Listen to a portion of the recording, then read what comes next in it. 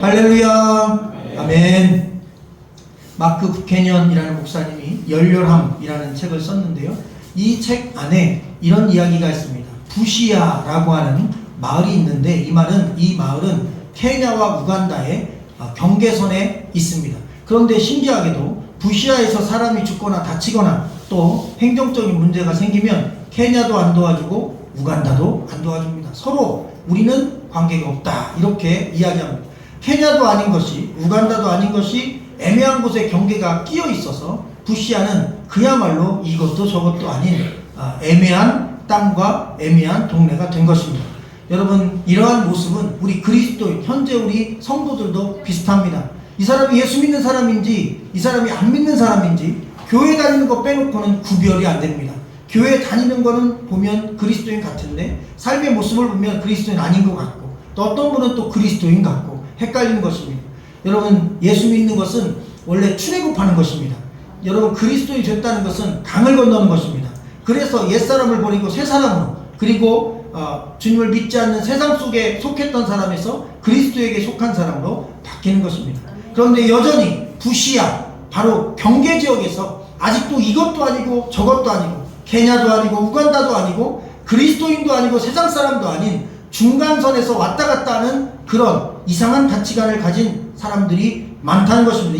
이것이 한국교회에 지금 당면한 가장 큰 문제 중에 하나인 것입니다. 일단 예수 믿고 구원 받았으니 교회 다니니까 천국 보험은 들은 거 아닌가 라는 생각으로 마음을 편히 갖고 생각하는데 중요한 게 있습니다. 예수 믿고 교회 다니고 나는 천국 갈 것이라 확신하지만 북해년, 다시 말하면 경계지역에 있는 사람은 천국 갈지 지옥 갈지 아직 모른다는 것입니다. 왜? 여러분, 경계선에 있잖아요. 그러니 조금만 삐끗하면 아닌 것입니다. 그러니 실제로 예수 믿는 사람이라고 말하기도 쉽지가 않은 것입니다.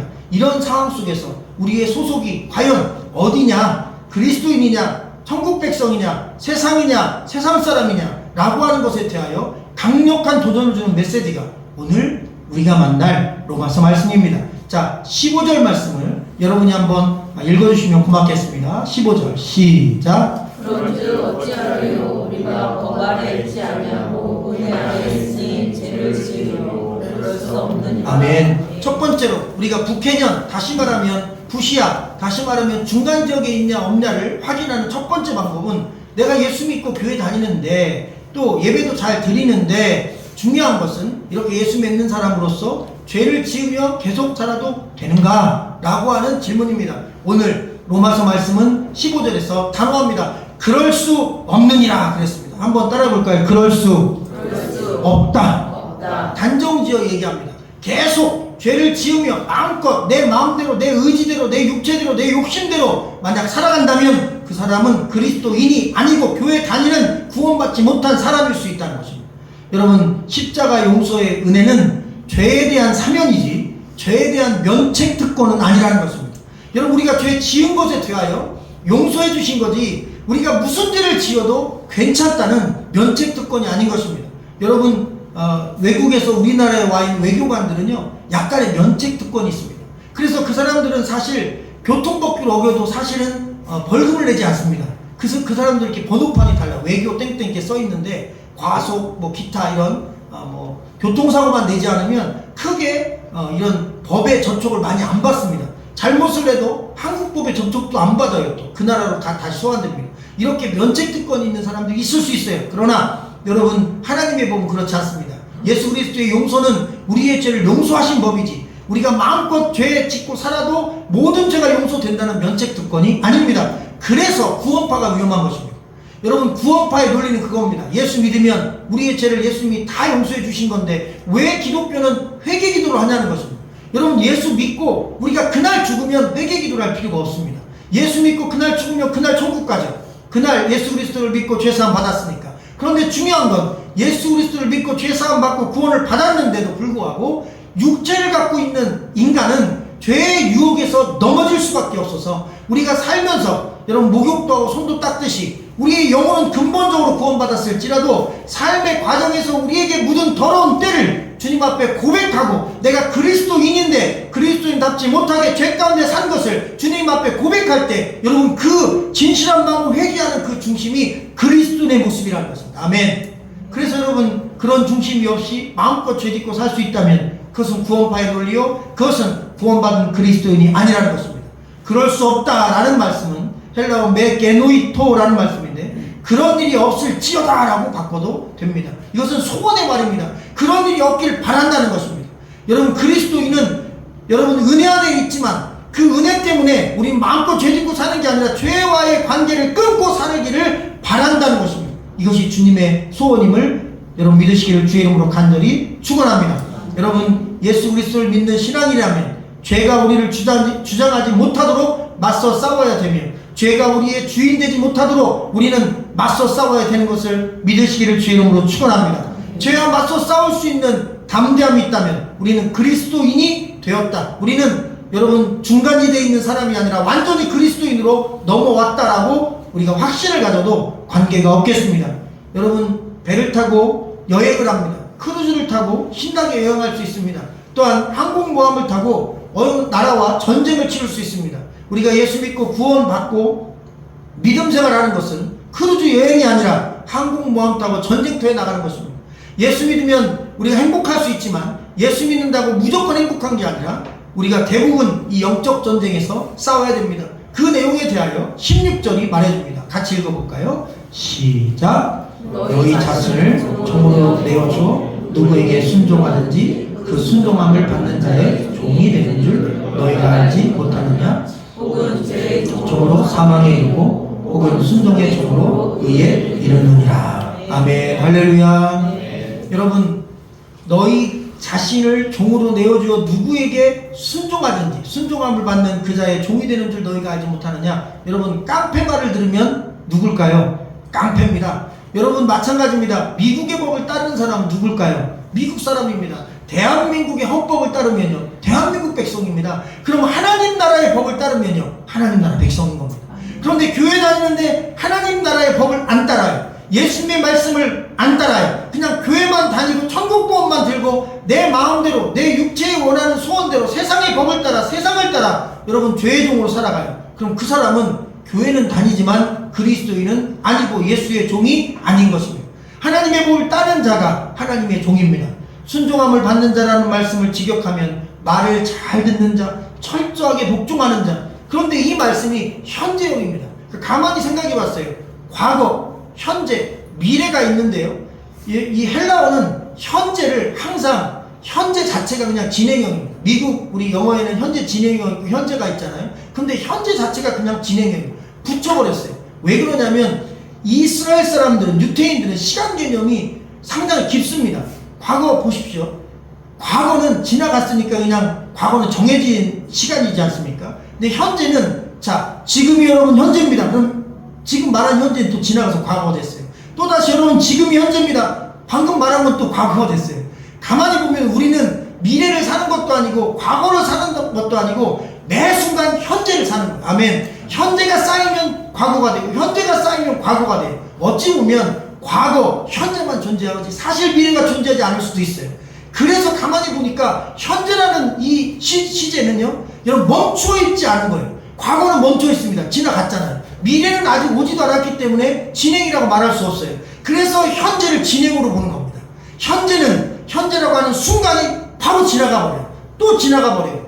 또 지나가 버려요. 여러분, 그래서 오늘 이 말씀 가운데 참으로 중요한 진리가 있는 것입니다. 순종함을 받는 자, 말을 잘 듣는 자, 철저하게 하나님 말씀에 복종하는 자는 현재를 사는 것입니다. 할렐루야. 네. 여러분, 그래서 항상 현재 시점으로 계속 끊임없이 그 말씀에 따라 우리가 살아가는 모든 날 동안 그 말씀에 현재 시점으로 진행하며 그렇게 순종하며 살아가는 자들이 그리스도인이다. 순종하는 백성이다. 이렇게 이야기합니다. 영적인 원리는 누구에게 순종하든지 전적으로 순종하고 그것을 품는 것이 결국 그것의 종이 됩니다. 죄에게 순종하면 사망에 이르고 예수님께 순종하면 의로움, 영생에 이른다고 되어 있습니다. 여러분, 금주 로또가 1129회 회차입니다. 1등은 11명이 나왔대요. 각 23억 6,900만원씩 11명이 이제 당첨이 됐거든요. 근데 사람들의 관심은 이 11명 엔트리에는 들어가기 참 어렵지 않습니까? 왜? 로또라는 게 사실 안 맞아서 로또 아닙니까? 그래서 어떤 남편이 아내한테 그랬대요. 당신은 나의 로또야. 그랬더니 이 안타까운 부인이 너무 좋아하는 거야. 아, 내가 그렇게 복이야? 아니, 안 맞아도 너무 안 맞아. 징그럽게 안 맞아. 평생 안 맞아. 그래서 당신은 내 로또야. 그래서 오히려 그게 욕이라는 거죠. 그것을 이제 늦게 깨달았다는 겁니다. 로또는 참 맞았다는 사람 주변에서 별로 못 봤어요. 제가 2등 맞은 사람을 보진 못했고 2등 맞은 사람의 형을 본 적이 있습니다. 그런데 1등 맞은 사람은 아직 못 봤습니다. 기독교인이 로또를 사도 되느냐? 여러분, 됩니다. 왜냐하면 로또를 사는 것 자체가 죄가 전혀 아닙니다. 이 땅에 살면서 복권을 사는 게 죄냐? 전혀 죄가 아닙니다. 성경 어디에도 그런 게 써있진 않습니다. 로또를 사고 혹시 1등이 된다면 그걸 가지고 내가 선한 일에 쓰고 우리 가정의 빚도 갚고 아니면 필요한 것도 좀 넉넉히 쓰고 또 좋은 일에 많이 쓸 수 있지 않습니까? 나쁘지 않습니다. 중요한 건 여러분 그것만 생각하고 하나님에 대한 생각이 없는 게 문제인 것입니다. 항상 그렇습니다. 우리는 중간계에 있으면 안 된다는 것입니다. 여러분 항상 우리가 어디에 온전히 속해 있는지를 알고 그리고 이런 건 부수적인 거예요. 로또도 그냥 한번 기분적으로 사고 그러나 우리가 하나님을 섬기는 마음만큼은 우리 중심에서 흔들리지 않아야 됨을 믿으시기를 주의 이름으로 축원합니다. 하루 종일 로또만 생각한다면 그 사람의 주인은 로또인 것입니다. 나는 1등 못했지만 명당이 어딘가 천안에 있는 쌍용 무슨 점에서 1등이 5명 나왔다.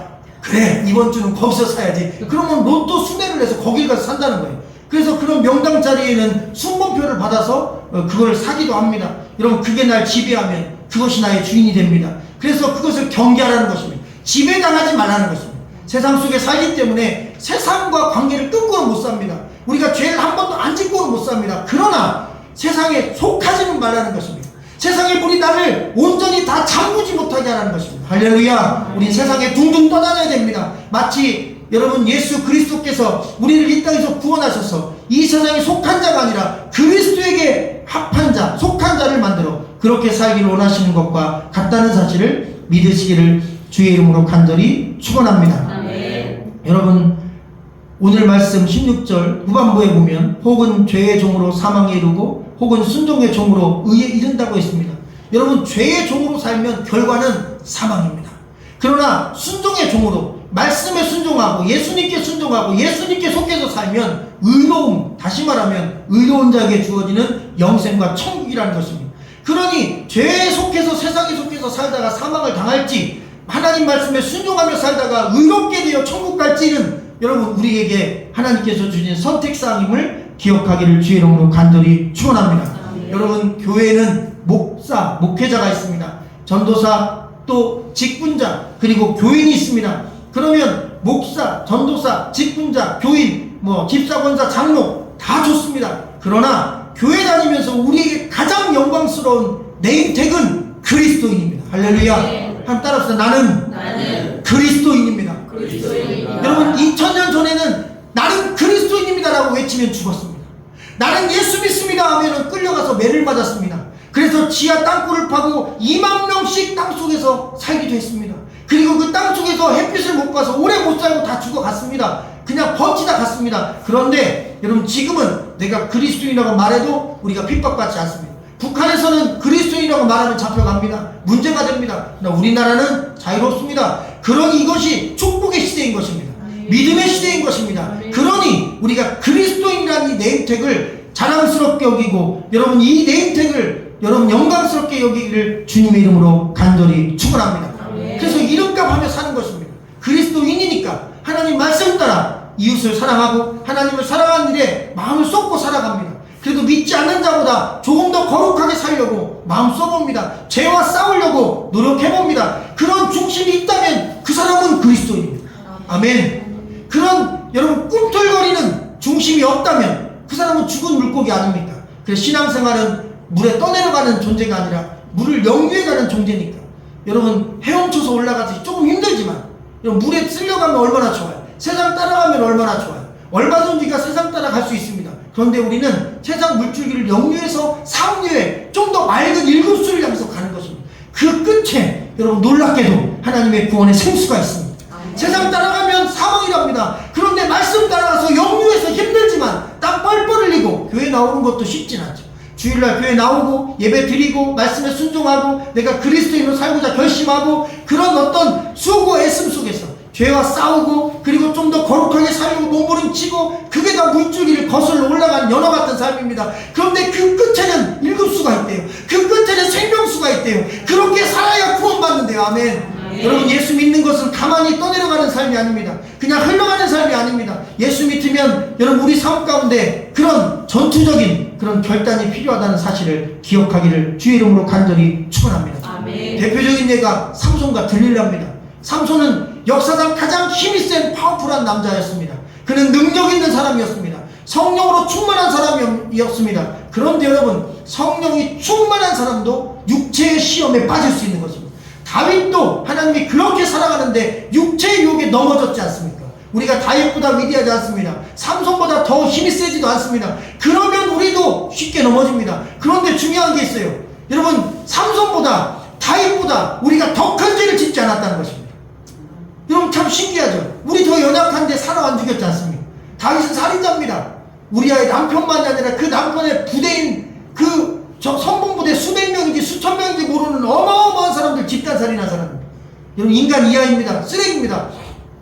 그럼에도 불구하고 철저히 무릎 꿇고 회개하고 돌아올 때 그걸 받아주지 않습니까? 여러분, 진실한 회개니까 받아준 겁니다. 그런데 우리는 더 연약하지 않습니다. 다윗처럼 그렇게 능력 있지도 않고 삼손처럼 힘이 있지도 않고, 그런데 이만큼 사신 거, 여러분, 어떤 교회는 막 그 성도들 막 혼내는데 아니요, 훌륭합니다. 할렐루야. 제가 볼 때 훌륭합니다. 쉽지 않습니다. 지금 같은 시대에 우리가 세상 따라 그냥 막 흘러가지 않고 그래도 믿음대로 살아보려고, 어떻게든지 예배 드려보려고, 어떻게든지 그래도 말씀에 순종해 보려고 우리 성도님들 정도의 그런 영적인 열정과 그리고 신앙의 힘품을 가졌다면 제가 여러분 때문에 마음이 고통스럽지 않으니까요. 할렐루야. 여러분, 목사님들 보면은 심히 고통스러운 분 많더라고요. 아무개 집사 때문에, 아무개 권사 때문에. 어차피 본인이 목회한 분들 아닙니까? 그러니까 맑은 물이 흘러가요. 할렐루야. 물론 성도님 중에 성격이 좀 센 분이 있을 수 있어요. 그런 분은 좀 성격 맞춰드리면 됩니다. 근데 근본적으로 악독한 사람이 생기는 건요, 여러분 생각해 보세요. 가물면 농작물이 써진다니까요. 여러분, 써집니다. 물이 적으면 달아지는 게 아니라 써집니다. 그래서 뭐가 막 써. 농작물이 씁니다. 여러분, 교회에서 강단에서 1급수 생수가 잘 공급되면 성도들의 마음이 분해집니다. 할렐루야. 그리고 영적으로도 편안해집니다. 아멘. 그러니 담임 목사가 굳이 부딪혀 싸울 이유가 없는 거예요. 대화가 부드러운 거예요. 아멘. 그래서 늘 그것을 신경 씁니다. 하나님, 이 강단에서 생명의 기운이 나가길 바랍니다. 로마서 말씀은 재미없는 말씀입니다. 죄송하지만 로마서 말씀은 기적도 없습니다. 로마서 말씀은 병고침도 없어요. 로마서 말씀은 여러분 죄 짓지 말라고, 거룩하게 살라고, 아유 뻣뻣하고 딱딱하기 이럴 데 없습니다. 그러나 여러분, 인류 역사상 가장 위대한 전환기는 루터, 칼빈, 존 웨슬리 전부 다 이 로마서의 교리적 설교가 세상을 바꿨어요.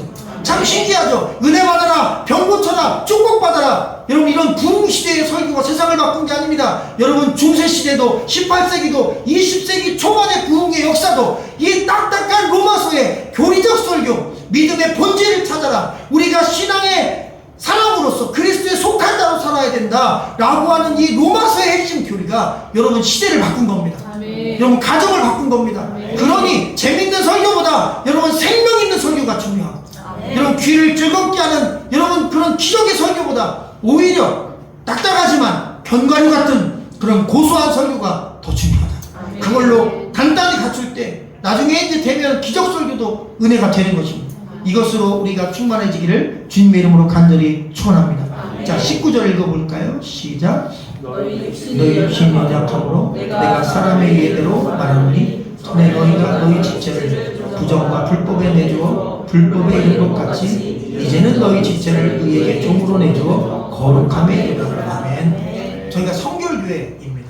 성결교단은 사실 성결이라는 단어를 거룩이라고 바꾸면 됩니다. 그래서 이 거룩의 개념이 성결이라는 개념과 동일한 것입니다. 거룩, 성결, 성결, 거룩. 그러니까 너희가 거룩하라, 너희가 성결하라, 같은 말입니다. 깨끗하라는 것입니다. 교회는 목욕탕입니다. 우리가 이 땅에서 살아가는 동안 지었던 삶을 주일마다 깨끗이 한번 씻어내는 것입니다. 예수 믿는 것은 목욕하는 것입니다. 영적으로 일평생 지은 지옥 갈 만한 완벽한 죄를 완벽하게 예수의 피로 씻어내는 것입니다. 어떻게 보면 교회는 사람을 성결케 만드는 게 핵심입니다. 교회 생활은요, 성결의 거룩해지는 것입니다. 믿음 생활이요 거룩해지는 것입니다. 아멘. 그래서 신앙생활의 목적은 행복이 아니라 성공이 아니라 거룩인 것입니다. 아멘. 예수 믿는 목적도 행복이 아니라 성공이 아니라 거룩인 것입니다. 아멘. 내가 말하는 이 거룩함에 이르라, 거룩함에 이르라. 그래야 우리가 그리스도인이라는 것입니다. 아멘. 그 거룩함을 목표로 믿음 생활하는 것입니다. 에베소 4장에 보니까 우리가 하나님의 아들을 믿는 것과 아는 일이 하나가 되어 온전한 사람을 이루어 그리스도의 장성한 분량이 충만한 데까지 이르리라 그랬습니다. 아멘. 아멘. 여러분, 우리가 거룩을 향해서 점점 성장하는 것입니다. 더 거룩하게 성장하는 것입니다. 믿음도 잘하고 거룩도 잘하는 것입니다. 할렐루야. 아멘. 여러분, 신앙인은 예수 믿는 순간부터 화평함과 거룩함을 따르기 위해 싸우는 자들임을 믿으시기를 주님의 이름으로 간절히 축원합니다. 아멘. 마가복음 9장에 보면 예수님이 거룩을 향해서 너무 단호하게 말씀하셨습니다. 내 손이 범죄하면 손을 찍어내버려라. 내 발이 너를 범죄케 하면 발을 찍어내버려라. 내 눈이 너를 범죄케 하면 그 눈을 뽑아버려라. 두 손 들고 지옥 가는 것보다, 두 발 가지고 지옥 가는 것보다, 두 눈 뜨고 지옥 가는 것보다, 한 손 가지고 천국 가고, 한 발 가지고 천국 가고, 그리고 한 눈 가지고 천국 가는 것이 더 유익하다. 얘들아, 그러니 너희 손을 자르는 결단으로 너가 지금 하고 있는 그 죄를 잘라내라 그랬습니다. 할렐루야. 습관적인 죄에 나는 연약하니까 그렇게 계속 살 수밖에 없어 하기보다 철저히 회개하고 또 맞서고 또 맞서고 또 맞서서 오뚜기가 쓰러지면 일어나듯이 그렇게 한번 맞서보십시오. 아멘. 주께서 여러분과 함께 하시면 손목이 잘리고 다리가 잘리는 그 죄의 기운이 잘리는 날을 보게 될 것입니다. 아멘. 주님은 살아계십니다. 아멘. 주님은 역사하십니다. 아멘. 주님 뜻대로 살고자 하는 자를 거룩하게 하는 것이 주님의 뜻입니다. 아멘. 반드시 도울 것을 믿으시기를 주의 이름으로 간절히 축원합니다. 아멘. 23절 말씀 같이 마지막으로 읽어봅니다. 시작.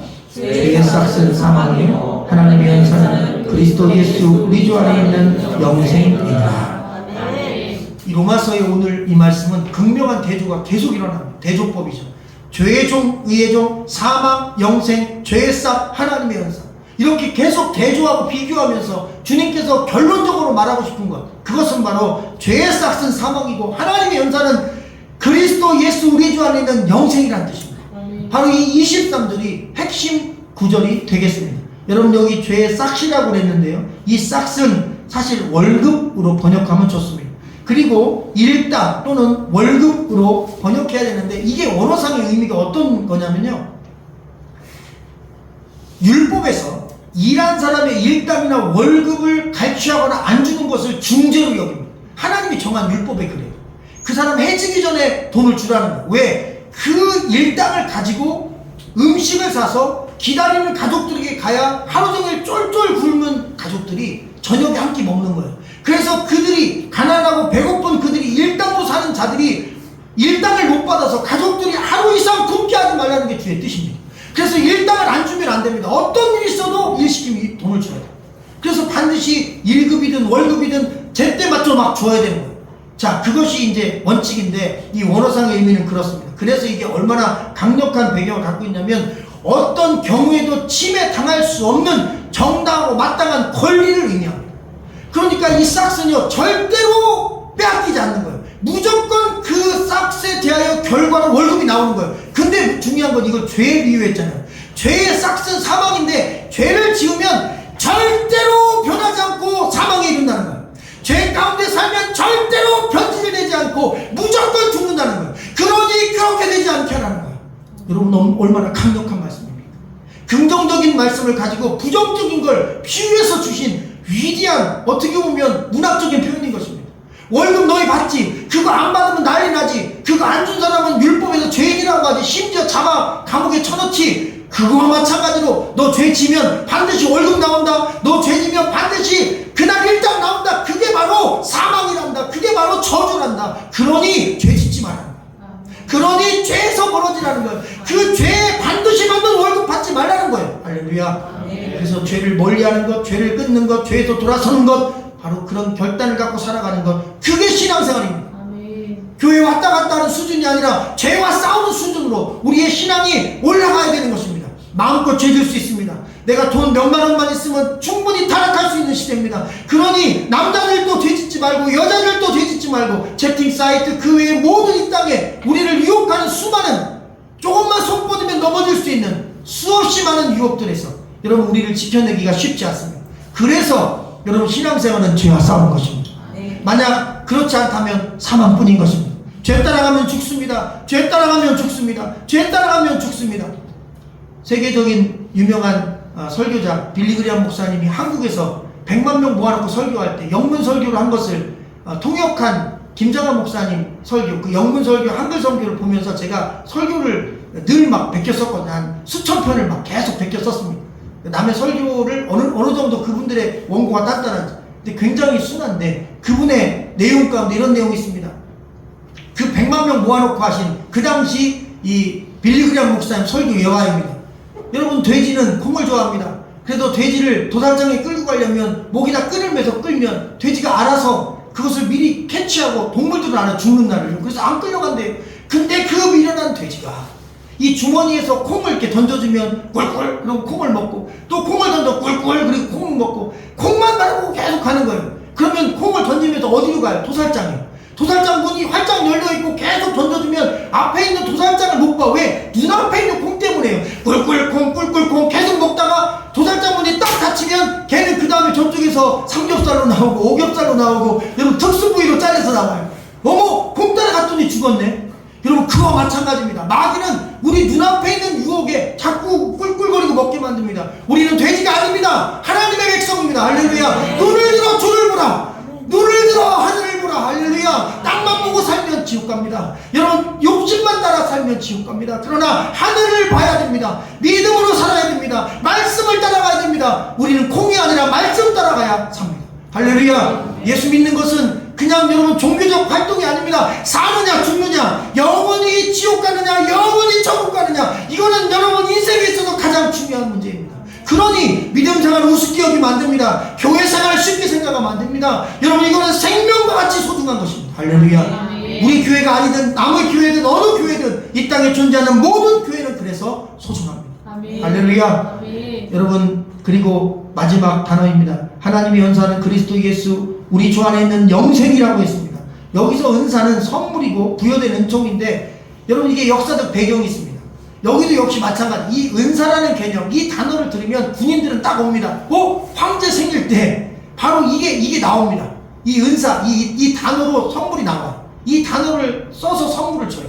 그때 사용되는 황제가 너에게 내리는 은총이야 하면서 쓰는 단어가 바로 이 은사라는 단어입니다. 그 단어와 이게 동일한 단어입니다. 그래서 그 당시 사는 사람 알아요. 황제 생일날 나오는 특별 선물, 특별 하사품, 굉장히 좋은 게 나옵니다. 그래서 그걸 기다려 1년 동안 기다려. 황제 생일이 언제일까? 그래서 이 말씀을 역시 그 현실 세계와 부합하게 만들어서 전한 거예요. 우리보다 더 감정적으로 확 다가오는 거예요. 이거 최고급 선물인 거예요. 황제가 주는 선물이에요. 기념으로 갖고 있는 거예요. 할렐루야. 바로 그 은사 선물. 그냥 로마 군인이면 누구나 받아요. 자격이 필요 없어요. 로마 군인이면 다 받아요. 그리스도인이면 다 받아. 예수 믿으면 다 받아. 그래서 노력해서 받는 게 아닙니다. 땀 흘려 받는 게 아니에요. 수고해서 받는 월급도 아니고 1급도 아니에요. 그냥 전적인 주의 은혜로 받는 거예요. 아멘. 그러니 우리가 여러분 자랑할 게 없습니다. 그냥 주님의 은혜인 것입니다. 아멘. 오늘 우리가 여기 모인 것도 주의 은혜입니다. 아멘. 오늘 예배에 오신 것도 주의 은혜입니다. 아멘. 여러분 수많이 오기 싫은 마음과 싸워, 그리고 교회 가기 싫은 생각과 싸워 여기까지 왔다면 이미 승리하신 겁니다. 할렐루야. 네. 그 전투에서 지지 말고 승리하길 주의 이름으로 축원합니다. 네. 믿음의 길을 계속 서고 예배의 길을 계속 서고 그리고 진리의 길을 계속 서고 죄와 맞서 싸우는 이 영적 싸움의 길에 계속 서는 저와 여러분 되시기를 주님의 이름으로 간절히 축원합니다. 네. 여러분 우리의 소속이 어디인가? 우리가 그리스도에게 속한 사람인가? 아니면 우리가 예수 그리스도 주 안에 있는 사람인가? 오늘 말씀은 영생이 예수 우리 주 안에 있는 영생이라고 했습니다. 주님 안에 in Jesus, 주님 안에 갇혀 있어야 됩니다. 아멘. 아멘. 감옥에 갇히지 말고 죄에 갇히지 말고 예수님께 갇히십시오. 아멘. 말씀에게 갇히십시오. 아멘. 그러면 우리는 삽니다. 아멘. 그리스도인은 그리스도와 함께 그리스도 안에 갇힌 사람들입니다. 그래서 그리스도께 속한 사람들입니다. 질문입니다. 우리의 소속은 세상입니까? 하나님 나라입니까?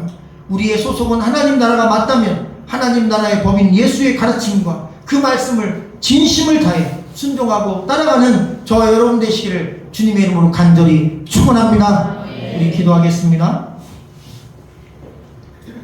살아계신 주님 감사합니다. 오늘도 귀한 말씀으로 우리의 마음과 영혼 가운데 귀한 말씀으로 다시 한번 믿음의 길, 신앙의 길, 온전한 영생의 길이 무엇인지 각인시켜 주시니 감사합니다. 우리 모든 성도들이 죄의 싹은 사망이요 하나님의 은사 선물은 그리스도 예수 우리 주 안에 있는 영생이라는 말씀을 가슴 깊이 새기게 하여 주시옵소서. 죄 따라가고 쿵 따라가면 사망입니다. 죄 지으며 교회 다니면 아버지 하나님 그 사람은 그리스도인이 아닙니다. 물론 죄를 안 지을 수는 없지만 죄를 계속 따라가서는 안 됩니다. 순간순간 회개하고 주일마다 또 회개하고 그러면서 또 다시 영적으로 돌아서고 또 돌아서며 우리가 주님 앞에 온전하게 삶의 방향을 맞춰야 합니다. 말씀에 우리의 삶의 목표를 맞춰야 합니다. 하나님 나라 백성은 하나님 나라 말씀을 따르는 자들이고 하나님 나라의 아버지 하나님의 법을 따르는 자들입니다. 그렇게 살아가게 주여 힘을 주시옵소서. 아버지 하나님 삼손도 무너졌고 다윗도 무너졌습니다. 어쩌면 그것이 우리에게 한 가닥 희망일지 모릅니다. 그렇게 위대한 성도들도 그렇게 위대한 신앙인들도 그렇게 위대한 인물들도 수없이 넘어졌습니다. 그러나 주님 그들이 그래도 지금까지 위대한 신앙인인 것은 마지막 회개하고 주를 위해 살았기 때문인 것입니다. 끊임없이 돌아서게 하소서. 끊임없이 회개하게 하소서. 그리고 믿음의 길을 계속 넘어져도 마치 물을 역류하여 올라간 연어처럼 세상을 역류하여 하나님 나라를 바라보며 상류로 일급수 생수가 있는 원천 생수의 그 꼭대기로 계속 전진하며 주님 원하시는 그날까지 이 믿음의 여정을 결코 중단하지 않도록 결코 죄 따라가지 않도록 축복하여 주시옵소서. 마음에 근심 있는 자의 근심을 거둬 주시옵소서. 육체의 질고를 주여 구하옵나니 주 예수 그리스도의 보혈로 치료하여 주시옵소서. 주님이 채찍에 맞으심으로 주님이 가시에 찔리심으로 우리의 상한 마음과 우리의 병든 몸이 나음을 얻었음을 믿습니다. 우리 성도들을 질병에서 건져 주시옵소서. 마귀 사단 권세 교회 나가는 것 믿음 생활하는 방해하는 어둠의 영들 나사렛 예수 그리스도의 이름으로 명하노니 귀한 성도들의 몸과 마음과 영혼의 삶의 자리에서 결박과 묶음을 풀고 나갈지어다. 주의 성령에 붙들려 살게 하여 주시옵소서. 정신 차리고 하늘을 바라보게 하여 주시옵소서. 눈을 들어 주님을 보게 하여 주시옵소서. 우리 성도들의 영혼을 새롭게 하여 주시옵소서. 모든 것 주께 맡기고 예수의 이름으로 감사하며 간절히 기도합나이다. 아멘.